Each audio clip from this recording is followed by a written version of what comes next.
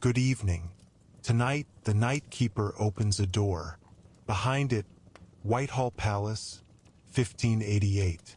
A queen, a crown, and everything she hides beneath it. No face in history was painted this many times, and no face was this well hidden. Painters captured it on canvas again and again, but none of them caught the truth, because the truth was not covered in paint. It was covered in lead. Tonight, I am taking you to the winter of 1588, to London, to Whitehall Palace. A vast labyrinth of corridors and gilded halls spreading along the northern bank of the Thames. The largest royal residence in Europe. So large you could lose yourself inside it. So crowded that being truly alone is nearly impossible. Outside, the city is cold and dark. The river carries the smell of salt and something rotting beneath it. The Thames in winter is like this. It never freezes, but it slows, its color turning to lead, its smell deepening into something older. Somewhere in the distance, a church bell rings. Inside, the palace glows. You are 55 years old. You have governed England for 30 years. 30 years. An entire generation. When you came to the throne, you were 25, young, unmarried, a woman that most believed would not last long. You have outlasted them all. The enemies, the marriage pressures, the conspiracies, and just a few months ago, the Spanish Armada, 88 ships that came to destroy your kingdom. That fleet scattered, partly by English cannon, partly by the great storm they said was the hand of God. You had medals struck. They read, Deus flavit et dissipati sunt. God blew and they were scattered. You are Elizabeth, the first, the Virgin Queen, the woman who turned her body into a symbol and her crown into armor. Tonight, the palace has retreated into silence. The great banqueting hall is empty. A few hours ago, musicians were playing. Wine was being poured. Diplomats were smiling at each other and lying through their teeth. Now the tablecloths have been folded, the candles snuffed, the chairs turned. The remaining candles are burning low. Your ladies move quietly through your chamber, folding, straightening, preparing. They have performed these movements so many times that they no longer think about them. Hands move on their own. Fabric smooths itself. When you do not speak, they do not speak. They learned this long ago. And you are sitting on the edge of your bed in the half-dark, and just for a moment you let your shoulders drop. No one is watching, or if they are choosing not to see. Find a comfortable position. You may close your eyes. This is a sleep documentary. It is not a problem if you fall asleep while listening.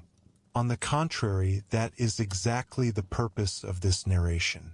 Let the story carry you. Let the candlelight flicker. Let the palace breathe around you. A long night at Whitehall is beginning.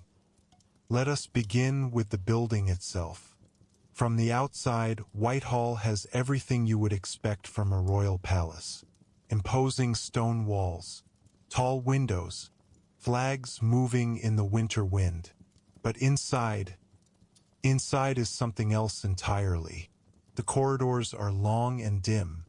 Along the walls, torches and tallow candles burn.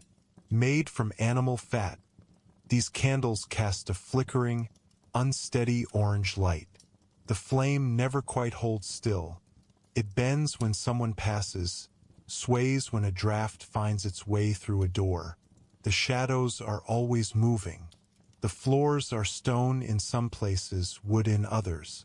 Depending on which wing you are walking through, the sound of your footsteps changes. On stone, a sharp, hard click. On wood, something softer, more resonant, sometimes accompanied by a creak.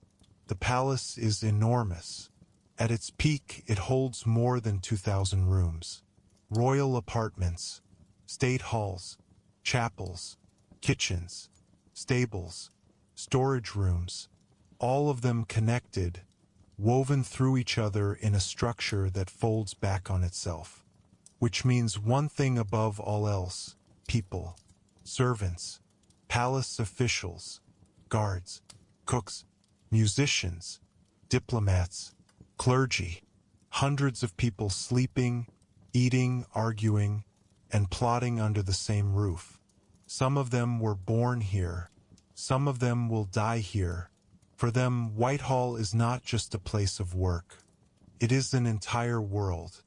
There is no plumbing in the modern sense. Waste is carried out by hand. Water is brought in buckets. The kitchens operate in a state of permanent chaos. Meals prepared every day for hundreds of people, wood carried, fires never fully extinguished. The Thames is just outside, but it is not clean. London's waste flows into that river, and you cannot mistake it by smell. Approximately 200,000 people live in this city. All of their waste has to go somewhere, and that somewhere largely is the river. The palace manages this the only way it knows how. Bundles of lavender are hung in the corridors. Bowls of dried herbs are left on tables. Orange peels soaked in vinegar are placed along door frames. In some rooms, incense is burned, its heavy dark smoke hanging in the air for hours. They try to make the air smell cleaner than it is.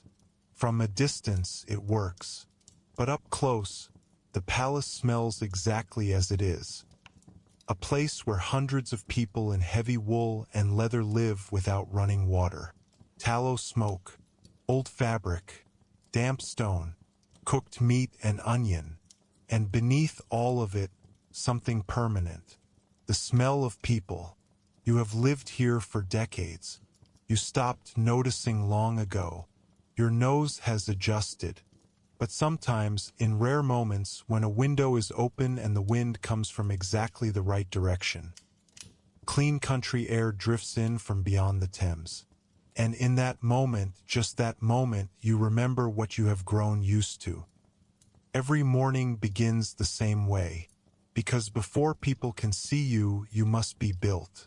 Your ladies arrive before dawn, while the sky is still gray, while the city has not yet woken. They move in silence. This ritual has been repeated so many times that words are no longer necessary. To speak would break the rhythm. To break the rhythm would break the spell. They know the order. First, the base layer. Venetian ceruse, white lead mixed with vinegar, is applied to your face, your neck, your hands with a soft cloth. Feels cold. Feels heavy. It gives the skin a strange tightness, as if your face no longer quite belongs to you. But the result is flawless. Alabaster white, pale as moonlight, the complexion of a face that does not age.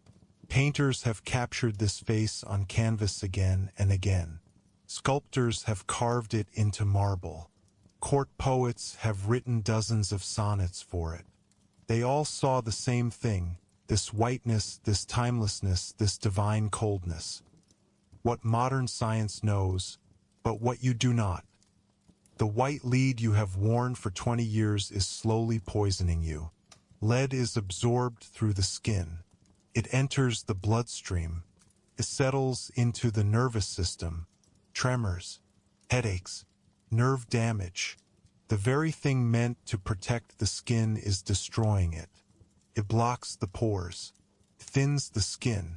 It makes the blemishes and lines more visible, not less. And the more damage it causes, the more you need. The thicker layer, more frequent application, covering the mask with another mask. Then comes the color. Vermilion mercuric sulfide is applied to the cheeks with careful, light touches. Just enough to suggest warmth. Just enough to show that underneath, there is still a living body. Too little and you look pallid. Too much and you look theatrical. The balance was found years ago, through experience alone. Vermilion is also poisonous, contains mercury, but this knowledge is not yet systematic. Only a suspicion murmured by certain physicians. Then finely ground pearl powder is dusted across the forehead. In candlelight, it renders you almost divine from a distance. Last comes the wig. Your real hair thinned years ago. The reason is not fully known. Perhaps illness, perhaps stress, perhaps the cosmetics themselves. The wigs that replaced it are an architecture unto themselves. Copper and gold tones, shaped high, decorated with pearls. Some have wire frames inside them to hold their shape. They are never washed. Instead, they are sprayed with perfume and dusted with lavender and dried violet powder. And still they cannot hide the truth. The mixture of old hair, heavy perfume, and heat. When you lean close to a courtier and whisper, you notice them flinch slightly. Not from fear, from the intense warmth and smell radiating from the wig. You notice this, but you say nothing, because to say something would be to admit you noticed. And to admit something is to give it power. You do not allow that. The entire process takes approximately 4 hours. 4 hours of sitting completely still, not speaking, your face studied, your hands held, your head directed. And for 30 years, every single morning, you have lived the same 4 hours again. There are things history forgets. Paintings do not show them. Textbooks do not record them. But the body remembers. Smell especially disappears. No one knows how a room smelled a century ago. No archive can preserve it. No museum can display it. But we can imagine. In winter, the smell of Whitehall comes in layers. Once you notice it, you cannot stop noticing it. At the very top, perfume. Yours in particular. A blend of rose oil, musk, civet, and ambergris. So strong and so distinctive that courtiers sense you before they see you. The scent enters the room before you do. It announces you, sometimes as you move down a corridor, before you have even turned the corner, you are already detected in the room ahead. Bodies straighten slightly, voices lower. This is not coincidence. You chose this. Musk is extracted from the glands of a deer. The animal must be hunted, the glands removed, the substance processed through a long procedure. Civet is extracted from a wild cat. The animal does not die in this process, but it suffers. Ambergris is perhaps the strangest of all. It forms in the intestines of sperm whales, drifts at sea for years, and over time becomes the base note of Europe's most expensive perfumes. In their raw state, none of them are pleasant. Musk smells sharp and animal. Civet is heavier still. Fresh ambergris from the sea has a strange, earthy quality. But they are expensive. And in your world, expensive means power. Beneath the perfume is the smoke of tallow candles. Made from animal fat, these candles burn day and night. The smell sits somewhere between a kitchen and a stable, leaving a faint oiliness in the air, especially in the early morning hours, before the ventilation has begun. And at the very bottom, the smell of the palace itself. Stone walls that have absorbed moisture. Stone that has held cold for centuries, that may never have fully dried. Floors worn down over decades. Heavy wall tapestries that trap everything they encounter and release it slowly back into the air. This is the smell of power. Not roses, not lavender. Power is expensive perfume layered over human reality, while everyone in the room reaches a silent agreement to ignore what lies beneath. You know this well, because you are the one who started that agreement. Your wardrobe contains more than 2,000 dresses. This is not an exaggeration. Inventories were kept. Records exist. Some sources cite 2,375, cataloged by fabric type, color, embroidery, like a library, but instead of books, layers, instead of pages, lines of stitching, and none of them have ever been washed. This is not negligence. It is the standard of the age. Velvet does not tolerate water. The fibers swell, the color fades, the surface crushes. Brocade loses its form. The gold and silver threads separate. The texture breaks down. Embroidery comes undone. The fine threads stretch when wet, years of work destroyed in a few washings. Water is the enemy of fine fabric. And your fabrics are the finest in Europe. Velvets from Venice, silks from Florence, lace from Flanders. These cloths crossed seas, passed through customs, moved through the hands of merchants before arriving here. So they are not washed, they are maintained. Every morning, your ladies brush each garment carefully with stiff-bristled brushes, working into every fold. Dust, hair, dropped food, all of it brushed away. They turn the fabric inside out, shake it in front of the window. In the winter cold, this requires endurance. Hands go numb, but there is no stopping. Small herb sachets are tucked into every seam. Rosemary, lavender, thyme, dried orange peel. These sachets are replaced every few weeks. The old ones burned or sent down to the kitchens, not to clean them, to make them appear clean. Every dress carries the traces of the days it was worn. Not the stain of spilled wine perhaps, but the weight of a moment, the shadow of a decision, the memory of an anger or a joy. At the back of the wardrobe, there is a green velvet dress. It is from the summer you signed the execution warrant of Mary, Queen of Scots. You wore it that morning. The deliberations had lasted weeks. Your advisors had applied pressure. Finally, you took the pen and signed. Mary was executed in February of 1587. 3 blows of the axe.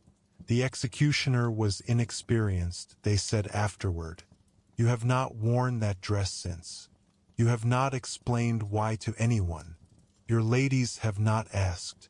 They cannot really. Perhaps it is regret. Perhaps simply the memory. Perhaps the quiet acknowledgement that some decisions should not be worn again.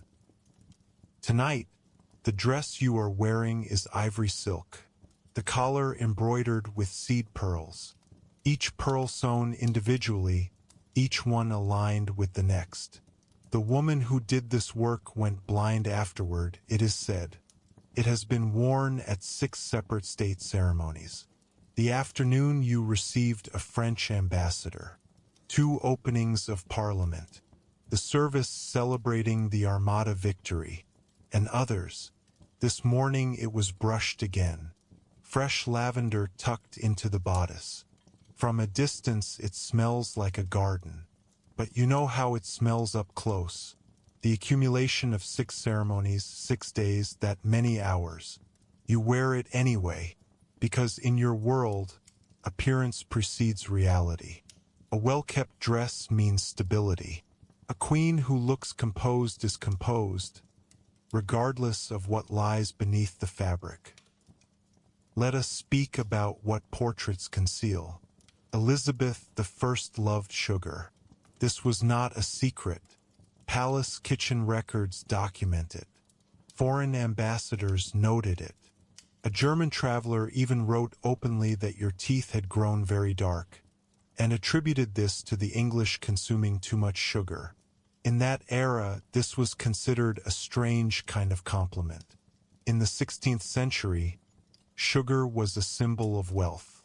Imported, refined, and extraordinarily expensive.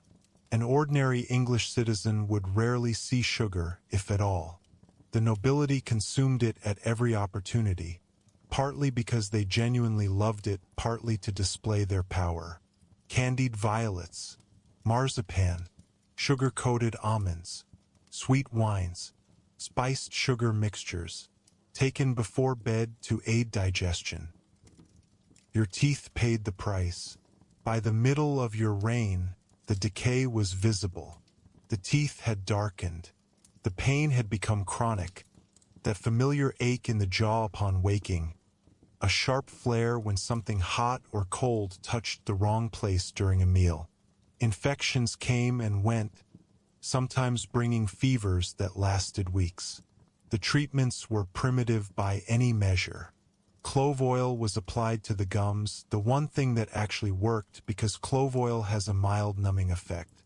On the worst nights, opium paste was administered, derived from poppies, dense and sedating. It does not remove the pain. It makes you stop caring about it. And when nothing else worked, extraction was performed with iron forceps.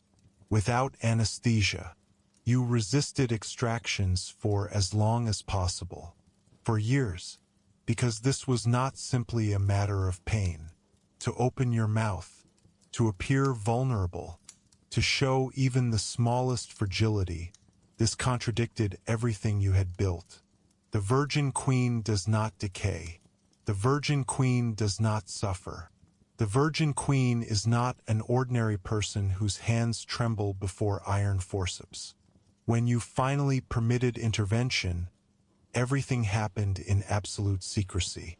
Only a few trusted physicians, curtains drawn, no records kept, hours that no one knew about. The Queen did not suffer. The Queen could not suffer. Afterward you rinsed your mouth with rose water and appeared before the palace as if nothing had happened. Perhaps that same afternoon, perhaps the following morning, your ladies applied fresh powder to cover any redness. Your face was flawless, but people noticed small things. That slight hesitation before a smile, the way you kept your lips firmly closed in crowds, the fan you raised in front of your face when someone leaned too close in conversation, the occasional pulling back of your lips during receptions.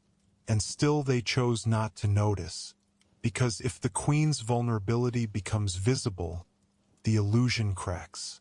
And no one wants to live inside that crack. The palace is built on illusion. Everyone knows this, but no one says it. In the corner of your private chambers there is a chair. At first glance it looks ordinary. Wooden frame, padded seat, dark velvet covering, perhaps a little too carefully made. An ordinary chair does not receive this much attention, but it tries not to draw attention. That is part of its function. When you lift the lid, a container is revealed beneath. This is called a close stool. The Queen's private toilet. There is no plumbing at Whitehall. Waste remains where it is until someone comes to remove it. For a palace of this size, this is a significant logistical challenge. There are shared facilities in the outer courtyards, but the Queen cannot go there.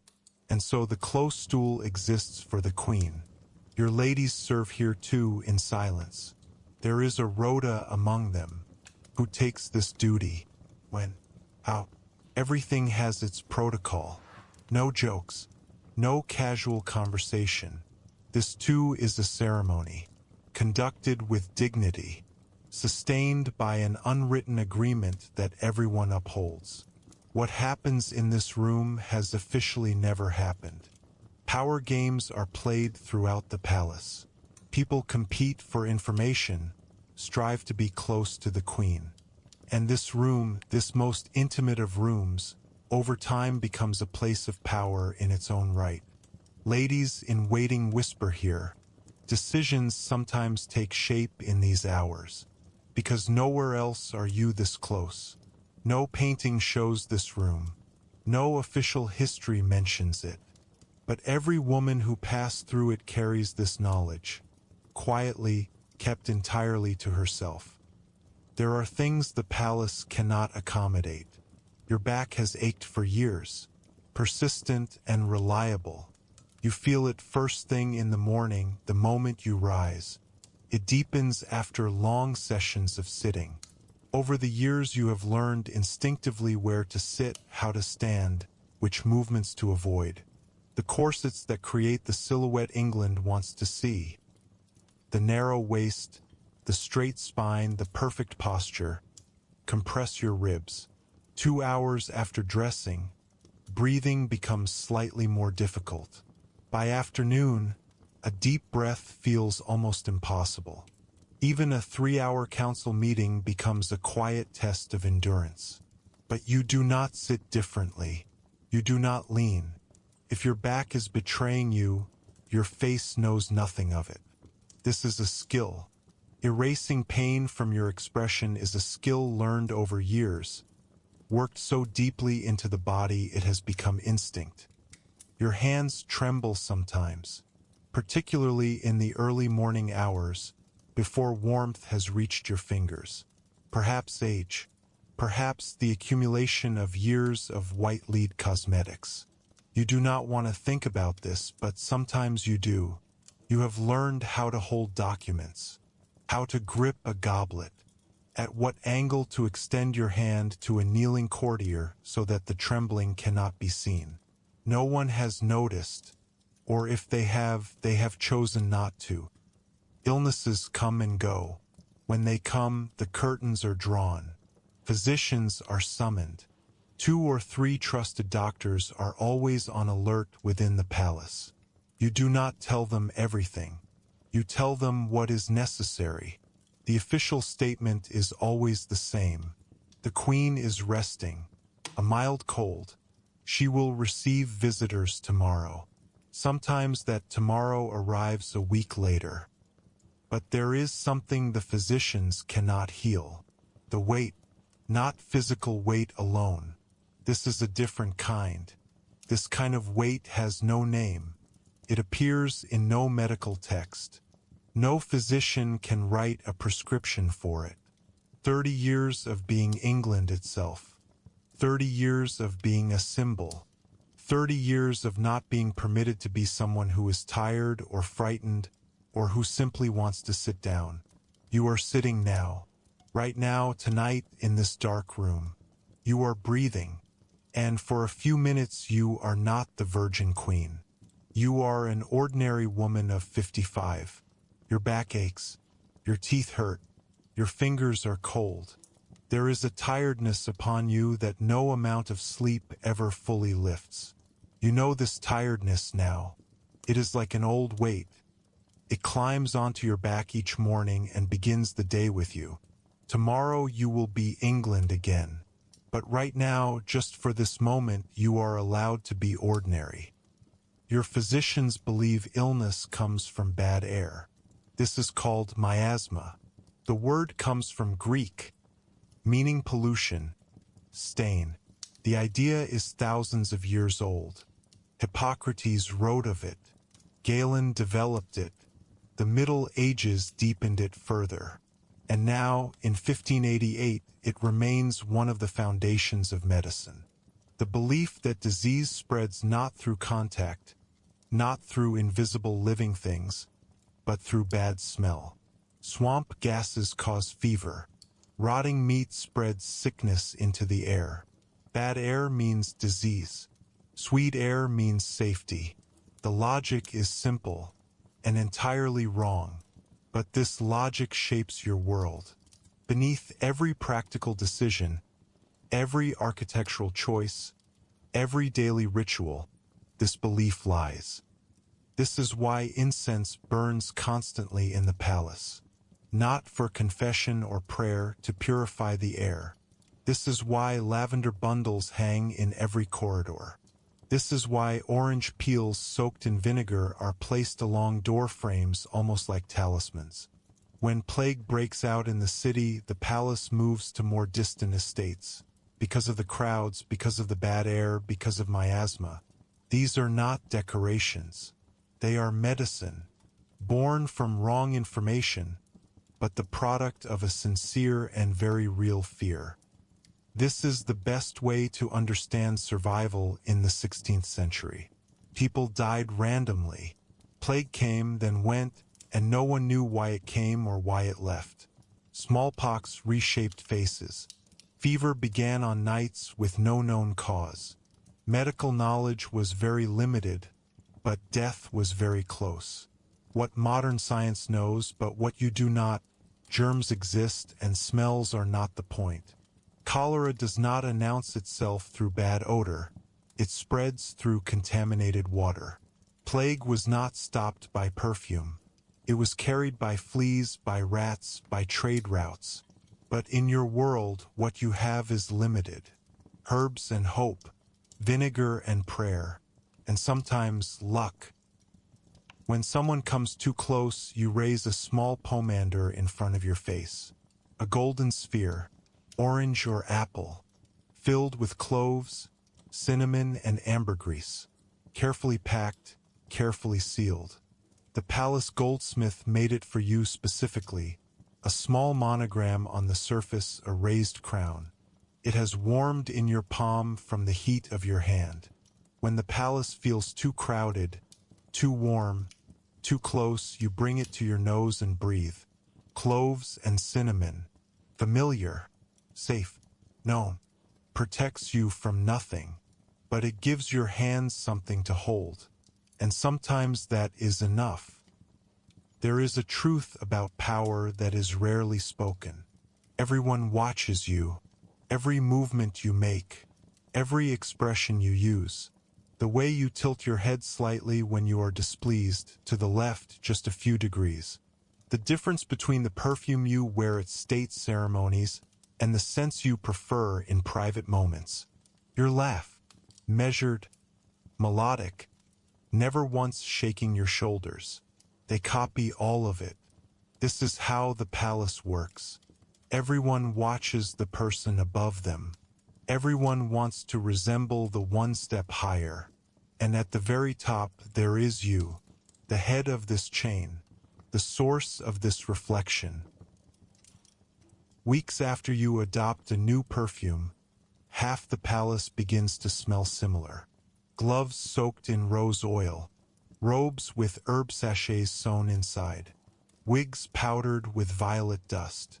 The perfumers notice the shift. Their order books change, the materials being requested change. The corridors of Whitehall become the echo of a single note. Everyone carries their own interpretation of the Queen, but some take it too far. There is always one. A young lord, someone trying to make an impression, perhaps genuinely well-intentioned, simply wanting to be noticed, to be liked. But he does not know the measure. He soaks himself so heavily in musk that at banquets an invisible space forms around him. People unconsciously step back, creating distance without realizing it. One evening his robe comes too close to a candle. The fabric catches slightly, a small flame. A servant extinguishes it quickly, but the smell remains. The lesson he takes from this is not to use less perfume. It is to stay away from flames. You watch this with private amusement. A real laugh, the rare kind, but it does not appear on your face. You do not let it show. This is what it means to be a symbol. Everything you do becomes a template. Everything you are becomes a style. Every color you choose becomes a meaning. Every word you use becomes a quotation. Every gesture you carry becomes a tradition. And this creates a strange kind of loneliness. When everyone imitates you, no one is truly themselves. And in some quiet way, neither are you. Midnight has long since passed. The palace has settled into a weighted silence. Not an empty silence, a full one. Sleeping bodies, dying fires, resting bones. The great halls are dark. These halls that so many people filled during the day, that swallowed so many sounds. Now silence echoes through them. The kitchen fires have been reduced but not fully extinguished. Someone must always keep watch. Wood is ready for the morning's cooking. Through the night, bread dough rises in its own quiet rhythm. Guards patrol the stone floors with silent steps. For them, this hour is like any other. For them, night and day make no difference. In the corridors that just hours ago were filled with the rustle of silk and political argument, now there are only these footsteps. Outside, London is quieter than it can ever be during the day. The Thames continues flowing in the darkness. The tide is changing, the river has a different rhythm at night.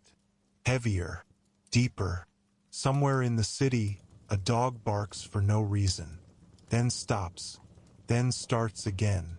The bell of St. Margaret's Church marks the hour with a single strike. The same bell that counted time long before you were born.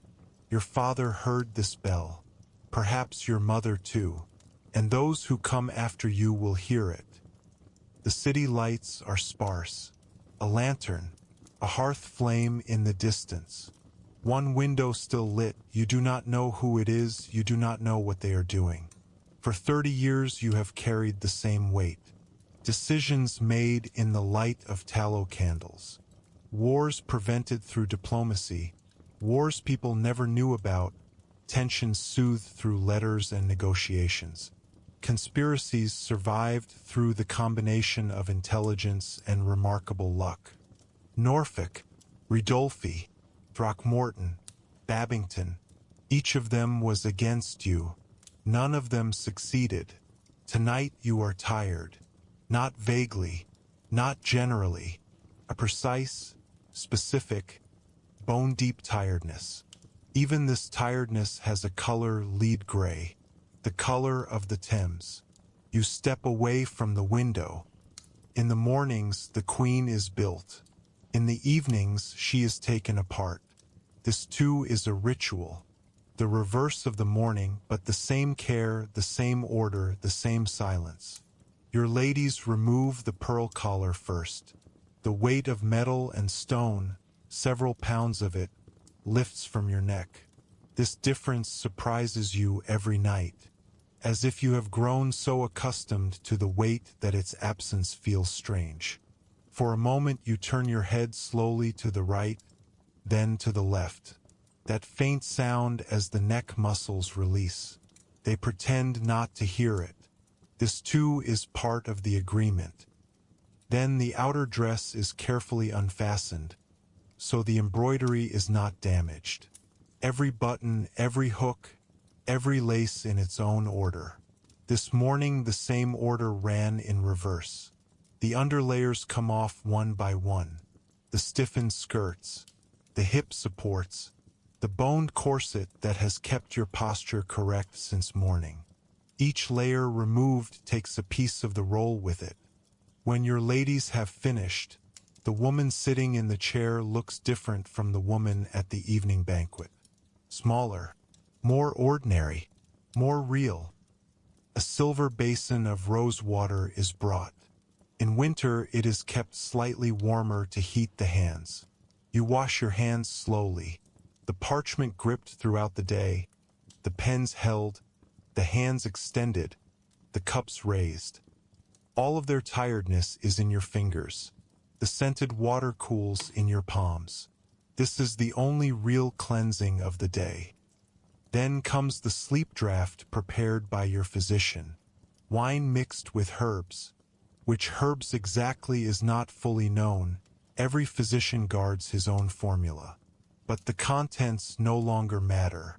The taste of this drink is the signal that something is complete. The taste that says the day is over. A mixture that will ease the ache in your back, quiet the throb in your jaw, reduce if only slightly the general weight that 50 years have settled into your joints. You drink it without ceremony. Then you lie down. The candles are extinguished one by one. Your ladies now move through the darkness, knowing the room not with their eyes but with their habits. How many steps to the door? How many to the daybed, where a table stands, where a pitcher? The dark is not strange to them. The last flame goes out. In the darkness, the palace sounds different. When the eyes are taken out of use, the ears open. You lie down, and you think. Sleep has never come quickly to you. It has been this way since you were young. Even as a child, you spent long hours lying awake, thinking about your mother's absence, your father's unpredictable temper, the dangerous games of the palace. There is much in your mind. Tomorrow's meeting with the Spanish ambassador. Felipe's intentions are still unclear. The Armada was defeated, but the war is not over. A letter from an advisor whose loyalty you are no longer certain of. The words are right, the tone is right, but something is wrong. You have not yet worked out what. The woman in the tower about whom you must make a decision by the end of the week. But tonight, beneath all of this, there is a simpler thought. You think about your mother, and Bullen. She died when you were 2 years old, in the Tower of London, in May of 1536. Your father signed the order. The charges alleged adultery, treason. In the centuries that follow, people will remain divided on this. You have no memory of her. Only portraits. Only accounts. Second-hand knowledge. Rumor, period documents. You look like her, people say. Carefully, phrased to be heard as a compliment. They say you carry her fire, her intelligence, her charisma. They do not mention the other things. Her end. The price a powerful woman paid in a world that saw that power as a threat. How your father first created her, then destroyed her. Then you think about your father, Henry VIII, his severity, his fears, his ambition, a shadow so large it has never fully lifted from you. You saw his decisions, you saw his mistakes, and you came to the throne having witnessed poor governance and said to yourself, I will be different. Whether you have truly been different is one of the questions that keeps you awake on nights like this. The sleep draft is slowly taking effect. Thoughts are blurring, losing their sharp edges, becoming rounder. The pain in your back descends to a manageable level. The palace breathes around you. You close your eyes. 3 in the morning. Whitehall is quieter than it has ever been. Even at this hour of the night, there are those who do not sleep. Guards, a cook beside a hearth, a baby crying somewhere in the distance. But these sounds are very far away now, almost imaginary. 2,000 rooms, most of them dark, most of them holding sleeping bodies. Servants on the floor or in narrow bunks. Noble guests in their own apartments. Guards in the corridors, taking turns sleeping while continuing their watch. All of them under the same roof. All of them in the same cold winter night. The sound of the kitchen fires is the one constant sound. The low, steady breath of the coals, like the breathing of the palace itself. It does not stop. It does not change. It is reliable. The river sounds clearer now, flowing south toward the sea. In winter, the river's sound changes, heavier, more deliberate, carrying everything that goes to the sea, every night without pause. The rose water in your room has gone cold. The water in the basin is now at room temperature, no small mist on its surface. Your ladies are breathing softly in their corners. They have finally slept too. Their shoulders have dropped, their heads tilted slightly forward. You are somewhere between wakefulness and sleep, right at the border. Thoughts exist but have lost their clarity. Sounds exist but have grown distant. The weight of the body is felt, but it is no longer heavy. It is simply there. The queen is still present, but her layers have thinned. The role is softening. The performance is loosening. The thing that was built, that structure so carefully maintained throughout the day, is now dissolving, not deliberately, but on its own. Sleep does this. It surpasses even the strongest will. And what remains is only a person, breathing, a person in a cold city, in a cold building, trying to stay warm beneath heavy covers. This is the most basic thing, seeking warmth. Everyone does this every night in every century. Elizabeth I died on the 24th of March, 1603. Exactly 423 years ago from today. The sun rose that day too. The Thames flowed that day too. She was 69 years old. In her final weeks, she refused to eat. She refused to lie down. She was said to have stood for hours, as if lying down were equivalent to surrender, as if simply standing were what it meant to be queen. Her physicians asked her to rest. She did not listen. In the end, she was brought to bed, only when her own legs would no longer hold her. The cause was probably not one single thing. Infections, the accumulation of years of lead-based cosmetics, that white ceruse, that alabaster, every day for 30 years. Inflammation spreading from decayed teeth. And the exhaustion left in the body by more than 50 years of governance. Bodies cannot carry this much weight forever. She left no heir. The Scottish King James, son of Mary Queen of Scots, ascended to the throne. History is sometimes this ironic. But the portraits remained. That unchanging face, the pearls, the powder, the calm, calculated gaze, the careful position of the hands, the perfect straightness of the spine. The white lead cosmetics she used were considered harmful even in her own time. Physicians warned her. She did not stop, because to be seen without the mask was a vulnerability she could not afford. She did not want to show that her face had changed. She did not acknowledge that she had aged, that she had grown tired. The perfume formulas are lost. No one ever knew the exact recipe. Was this a choice, conscious or unconscious, so that some things could not be copied? Only descriptions remain. Rose, musk, civet, and beneath them, a darker note. What that darker note was, no one knows anymore. The Queen's wigs are gone now.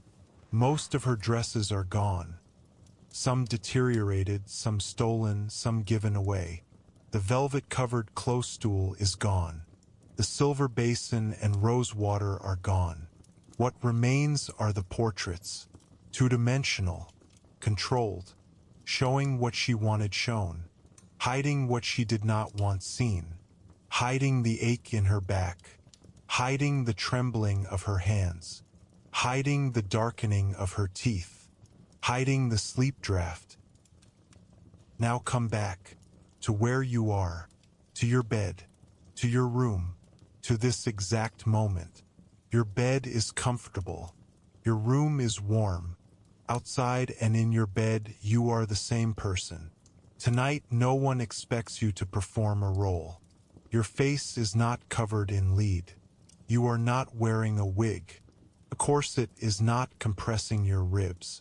Your shoes are not too tight. You do not have to sit motionless for hours. Tonight, you are allowed to be exactly as tired as you are. Elizabeth reminds us of this. Power is a performance, not because it is false, but because it requires constant maintenance, because it must be rebuilt every single morning.